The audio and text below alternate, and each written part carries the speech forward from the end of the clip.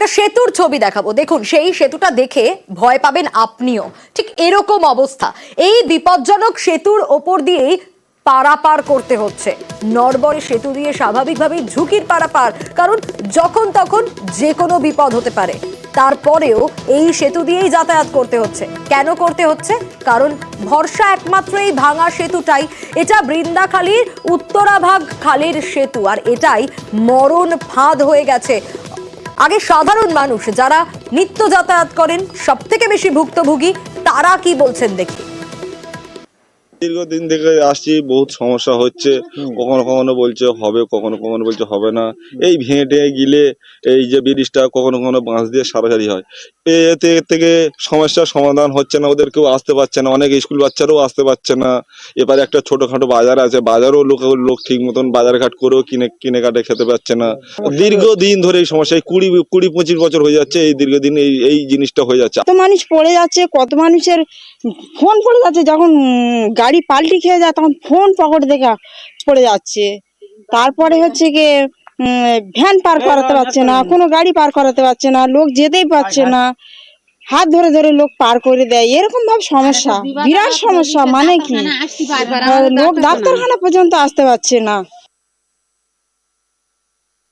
সমস্যা হয় যখন যখন সাইকেল নিয়ে অনেক, যখন ওপার থেকে যখন অনেকে আসে, এপার থেকে যখন যায়, তখন অনেকে অসুবিধা হয়। ভাঙা থাকে, পড়ে যাওয়ার সম্ভাবনা থাকে, আরো অনেক কিছু। ছাত্ররা যখন বাড়ি যায় তখনও ভয় থাকে যে পড়ে যায়, তাই জন্য সন্ধ্যাবেলা চলাফেরাও করা যায় না। আমাদের যেতে প্রতিদিন সমস্যা হয়। ভাঙার মধ্যে থেকে অনেকবার অনেক ছেলে পড়ে গেছে। তারপরে আমাদের যে ব্রিজটা ভাঙা আছে, এর মধ্যে থেকে সাইকেল, আমাদের স্কুলের থেকে তো সাইকেল দিচ্ছে, সাইকেল নিয়ে আসা যাওয়া প্রতিদিন অসুবিধা হচ্ছে। আমরা অনেকবার আবেদন করেছি, কেউ কোনো শুনছে না। তা বাজারের লোকেরা অনেকবার সাঁকোটা সেরেছে, তারপরেও বারবার ভেঙে যাচ্ছে, লোকের যাতায়াতে অসুবিধা হচ্ছে। অর্পণের কাছে যাব। অর্পণই তো মহা সমস্যা, কতগুলো গ্রামের মানুষ সমস্যায় পড়ছে, কারণ এই ছবি বলছে এই সমস্যা 1-2 দিনের নয়, বহু দিনের। এবং কখনো গাড়ি উল্টে যায়, কখনো সাধারণ মানুষ পড়ে যাচ্ছে। এ তো প্রাণের ঝুঁকি নিয়ে যাতায়াত, ব্যবস্থা নেওয়া হবে না? দেখো, প্রশাসনের তরফ থেকে জানানো হয়েছে যে সেচ দপ্তরকে তারা চিঠি করবেন, এবং যিনি পঞ্চায়েত সমিতির সভাপতি রয়েছেন তিনি বলেছেন বিষয়টি আমাদের মাধ্যমে জানলেন, তিনিও খোঁজ খবর নেবেন, যদি সেরকম অবস্থা হয় অবশ্যই সারাইয়ের আশ্বাস দিয়েছেন। কিন্তু গ্রামের যারা মানুষ, এটা ক্যানিং পশ্চিমের প্রায় 4টি গ্রামের মানুষ এই সেতুর উপরে নির্ভরশীল। কারণ দয়াতলা যে বাজার রয়েছে, স্কুল রয়েছে, হাই স্কুলের মতো একটা গুরুত্বপূর্ণ স্কুল রয়েছে, সেই স্কুলে যারা আসছেন, স্কুলের ছাত্রছাত্রীরা, তারা যেটা অভিযোগ করছেন দীর্ঘদিন ধরে এই সমস্যা। একাধিকবার দুর্ঘটনা ঘটেছে, এই ব্রিজ থেকে পড়ে গিয়ে মৃত্যু পর্যন্ত ঘটেছে। তারপরেও প্রশাসনের সেইভাবে কোনো নজরদারি নেই বা উদ্যোগ নেই, এক কথায় বলা যেতেই পারে। গ্রামবাসীরা যেটা অভিযোগ করছেন যে তারা যখন চিৎকার চেঁচামেচি শুরু করেন, কিছু সময়ের জন্য কয়েকটা কাঠের পাতাতন নিয়ে গিয়ে সেখানে লাগিয়ে দেওয়া হয়। তুমি ছবিটাই দেখতে পাচ্ছ যে অস্থায়ী সমাধান, স্থায়ী সমাধান কবে হবে? কারণ এই অস্থায়ী সমাধানেও তো বিপদ হচ্ছে। একদমই, গ্রামবাসীরা চাইছেন এটি সেতু বানানো হোক, কংক্রিটের সেতু বানিয়ে দেওয়া হোক, এবং যদি কাঠের সেতু বানানো হয় সেই সেতু যেন নড়বড়ে না হয়, শক্তপোক্ত হয়। কারণ তুমি ছবিতেই দেখতে পাচ্ছ যে সেতুর মাঝে এক জায়গা নয়, বেশ কয়েক জায়গা 4 থেকে 5 ফুট পর্যন্ত সেখানে কাঠের পাতাতন নেই, শুধুমাত্র সরু সরু কাঠি। পঞ্চায়েত সমিতির তরফ থেকে কি বলা হচ্ছে একটু শোনাই। বলা হচ্ছে যে তাদের কাছে এরকম কোনো খবরই পৌঁছয়নি, কিন্তু আমরা খবর দেখালাম, দ্রুত এবার সমাধান করা হবে। দেখি, আমাদের কাছে সেইভাবে কোনো কমপ্লেন আসেনি। তো আপনারা যখন বললেন, আমি সেটা খোঁজ খবর নিয়ে দেখব, দেখে যথাযথ ব্যবস্থা নেওয়ার চেষ্টা করব।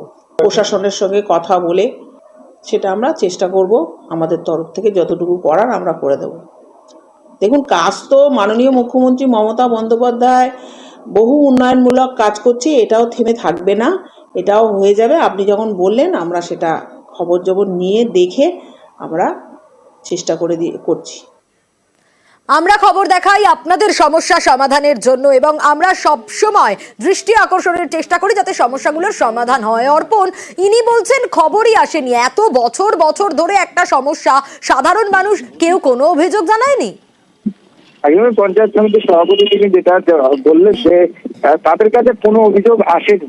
অবশ্যই যদি এই ধরনের সমস্যা হয়ে থাকে সমাধানের আশ্বাস দিয়েছেন, কিন্তু বেশ, গ্রামবাসীরা অর্থাৎ তারা আমাদের যেটা খবর দেখানোর পর অবশ্যই নজর থাকবে দ্রুত যাতে সমাধান হয়। বেশ,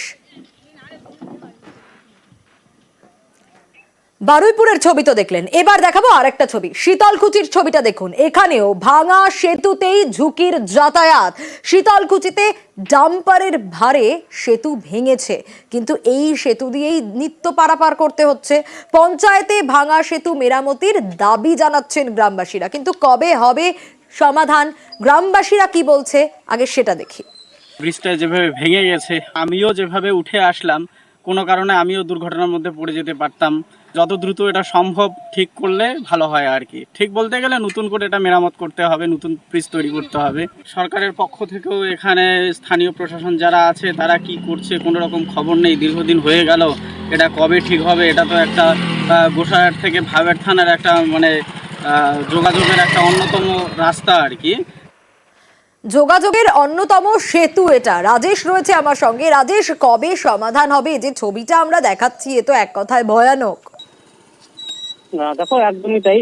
শীতলকুচির কেঞ্চি কাচারির ঘাট এলাকায় কিন্তু এই সেতুটি বেশ কিছুদিন আগে কিন্তু ভারী ডাম্পার যখন সেতুর উপর দিয়ে যাচ্ছিল সেই মুহূর্তে কিন্তু সেতুটি ভেঙে পড়ে।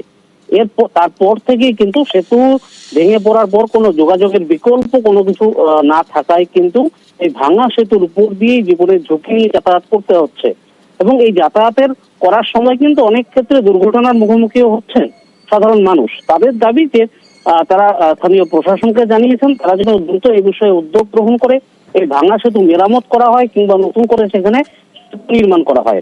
তবে শীতলকুচি পঞ্চায়েত সমিতির যিনি সভাপতি তিনি জানিয়েছেন যে এনসিসি লাগু থাকায় তারা কোনো কাজ করতে পারছেন না বর্তমানে, তো এনসিসি উঠে গেলেই তারা। বেশ রাজেশ, একদমই বেশ। আমরা একটা টেন্ডার প্রসেসিং করে সেখানে যে একটা আমরা মানুষ চলাচলের জন্য সাঁকো বা একটা বিকল্প ব্যবস্থা করব, সেটা আমরা সরকারিভাবে এই মুহূর্তে করতে পারতেছি না। তো আমাদের এ বিষয়ে সমস্ত প্রিপারেশন নেওয়া আছে। যখনই এনসিসি উঠে যাবে তখনই আমরা পাশ দিয়ে ওখানে ভারতখান অঞ্চলে এবং গোসাইহাট অঞ্চল যৌথভাবে একটা বাঁশের সাঁকো দিয়ে দেবে। কেঞ্চি কাচারিঘাটের ব্রিজটাকে অগ্রাধিকার দেওয়া হচ্ছে, ওটা আমরা প্রথমেই করব। আসানসোল মানেই আমরা জানি যে একের পর এক কারখানা, ব্যবসা বাণিজ্য, কিন্তু যে ছবিটা দেখাবো, এই যে ছবিগুলো আপনারা দেখতে পাচ্ছেন, সরকারি জমিতে কিন্তু এই কারখানাগুলো তৈরি হচ্ছে, কিন্তু এটা বেআইনি। হ্যাঁ, বেআইনি ভাবেই এই সরকারি জমিতে কারখানা তৈরি হয়েছে, বেসরকারি কারখানা, এবং সে কারণেই জরিমানা করা হয়েছে আসানসোলে 11 কারখানাকে। আরো বিস্তারিত দীপক জানাতে পারবে। দীপক, কত টাকার জরিমানা? বহু বছর ধরে তো এই কারখানাগুলো রয়েছে, কেন সরকারি জমিতে এই বেসরকারি কারখানা? দেখো, একেবারে বিষয়টি আসানসোল পৌর নিগমের নজরে আসার পরেই পৌর নিগমের পক্ষ থেকে প্রতিনিধি দল পাঠানো হয় জামুরিয়া শিল্প তালুক এবং রানীগঞ্জ শিল্প তালুক এলাকায় যে যে কারখানাগুলি রয়েছে সেই কারখানাগুলি পৌরসভার নিয়ম মেনে কি সেই কারখানাগুলো তৈরি করা হয়েছিল। যখনই এই তদন্তে নামার পরে দেখতে পায় পৌর আধিকারিকরা কি 11টি কারখানা, জামুরিয়া রানীগঞ্জ শিল্প তালুকে 11টি কারখানা পৌরসভার নিয়ম বা আইন না মেনে কারখানা তৈরি করেছে। কারখানাগুলির বিরুদ্ধে এমনটাই অভিযোগ আছে কি সরকারি জমি দখল করেছে। কারখানা নির্মাণের সময় পৌরসভার যে অনুমতি ছাড়পত্র লাগে সেই ছাড়পত্র ছাড়াই এই কারখানাগুলিকে নির্মাণ করা হয়েছে। তাই পৌরসভা সতর্ক করে প্রথমে, এরপরই সেই আলোচনায় বসে কারখানা মালিক পক্ষর মেয়রের বিধান উপাধ্যায়ের সঙ্গে। তখন মেয়র বিধান উপাধ্যায় পরিষ্কার জানিয়ে দেওয়া হয় কি পৌরসভা থেকে যেই 500 কোটি টাকা জরিমানা করা হয়েছে 11টি কারখানাকে, সেই জরিমানা অঙ্ক জমা দিতে হবে পৌরসভাতে, না হলে পৌরসভা 15 দিন পর আইনি পদক্ষেপ নিতে চলেছে। কিন্তু এলাকাবাসীর অভিযোগ এই 500 কোটি টাকার জরিমানা অনেকটাই কম। এই যে কারখানাগুলো যেভাবে বেআইনি কাজ করছে তার জরিমানার অঙ্ক আরো বেশি হওয়া উচিত ছিল। বেশ, জামুরিয়া শিল্পাঞ্চলে যতগুলো ফ্যাক্টরি আছে সব অধিকাংশ ফ্যাক্টরির অবৈধ নির্মাণ, ইনলিগ্যাল কনস্ট্রাকশন, কোনো পারমিশন নেই, বিনা পারমিশনে তারা জমি দখল করে বেআইনি নির্মাণ করেছে। আমরা প্রথম থেকে প্রতিবাদ করে এসেছি এই সমস্ত বেআইনি নির্মাণগুলোকে ভাঙতে হবে। এবং এছাড়াও আপনারা দেখেছেন একটা এডিডিএর জায়গা, সে রাস্তা পর্যন্ত ফ্যাক্টরি দখল করে দিয়েছে, মানুষের ফ্যাক্টরি জায়গা দখল করেছে, জমি দখল করেছে, রাস্তা দখল করেছে, এবং সঙ্গে আমাদের সিঙ্গার নদী সেটা দখল করে নিয়েছে। এদের 500 কোটি টাকা জরিমানাটা যেটা 1000 কোটি টাকা করা হয়, আমি বিধান উপাধ্যায়কে সে অনুরোধ করবো। 11-12 খানার মতো ইন্ডাস্ট্রি হবে, যারা সরকারি জমি নয়, তারা হচ্ছে ইললিগেল ভাবে কোনো প্ল্যান নেই, কিচ্ছু নেই, তারা বানিয়ে নিয়েছে। যেটাতে আমরা গত 6 মাস কি 8 মাস আগে হবে, আমরা ভিজিটে গেছিলাম, আমাদের টিম ভিজিটে গেছিল। তারপর ভিজিটে যাওয়ার পর একটা মানে ইললিগেল যেগুলো আছে ভাঙার জন্য বলা হয়েছিল, একটা ব্যবস্থা করা হয়েছিল। তারপর তাদের সাথে তারা লাস্ট কয়েকদিন আগে এসেছিল আমাদের কাছে, 15 দিন টাইম চেয়েছে। 15 দিনের মধ্যে বললো যেটা আপনাদের মানে যেটা ফাইন রয়েছে বা যা রয়েছে, যেটা করলে আইনত সুযোগ পাওয়া যাবে, সেটা করার ব্যবস্থা ওনারা করছেন। মন্দারমণি, আর এই মন্দারমণি মানেই পর্যটকদের পছন্দের একটা জায়গা, কিন্তু সেখানে বেআইনি নির্মাণ হয়েছে। হ্যাঁ, আর সেই বেআইনি নির্মাণগুলো ভাঙতে হবে নির্দেশ দেওয়া হয়েছে। কতগুলো হোটেল ভাঙার নির্দেশ দেওয়া হয়েছে, পরিবেশ, জাতীয় পরিবেশ আদালতের তরফ থেকে কি নির্দেশ পঙ্কজ জানাতে পারবে। পঙ্কজ, কি নির্দেশ দেওয়া হলো, কতগুলো বেআইনি নির্মাণ ভাঙতে হবে? এবার সোনিয়া, তোমাকে জায়গাটি প্রথমত রাজ্যের পর্যটন মানচিত্রে দীঘার পাশাপাশি কিন্তু মন্দারমণি একটি গুরুত্বপূর্ণ জায়গা এবং পর্যটন কেন্দ্র। সেক্ষেত্রে জাতীয় পরিবেশ আদালত নির্দেশ মেনে এবার কিন্তু মন্দারমণিতে 140টি হোটেল ভাঙার নির্দেশ দিয়েছে জেলা প্রশাসন। সেই নির্দেশ এবার কিন্তু মাথায় হাত মন্দারমণি পর্যটক ব্যবসায়ীদের। বহু মানুষের রুটি রোজগারও এই প্রশ্নের মুখে পড়ে গেছে। তোমাকে জানিয়েছি, গত 1 নভেম্বর যেখানে সিআরজেড, যেখানে coastal regulate zone management authority, যেখানে জেলা কমিটির তরফ থেকে মন্দারমণি এক সংলগ্ন সহ 4টি মৌজায় 140টি হোটেল, লজ, রিসর্ট এবং হোমস্টে ভেঙে ফেলার নির্দেশ দেওয়া হয়। সেক্ষেত্রে 20 তারিখ, আগামী 20 তারিখ পর্যন্ত সেই ডেট আছে।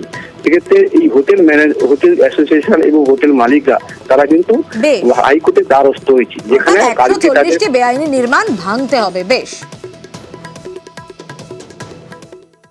আমরা পদক্ষেপ নেওয়ার মধ্যে আমরা কোর্টে দ্বারস্থ হয়েছি।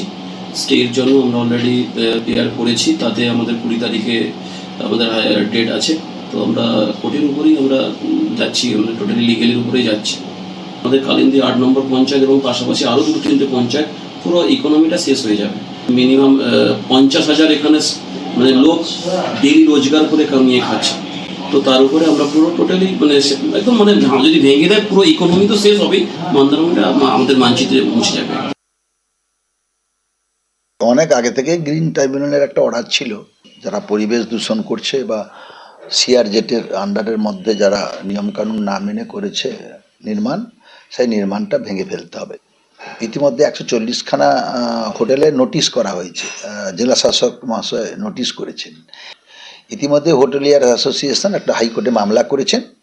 20 তারিখ তার হিয়ারিং আছে। সেই শুনানির পর হাইকোর্ট কি অর্ডার দেয়, তা না হলে 20 তারিখের পরেই হোটেল ভাঙা শুরু হবে।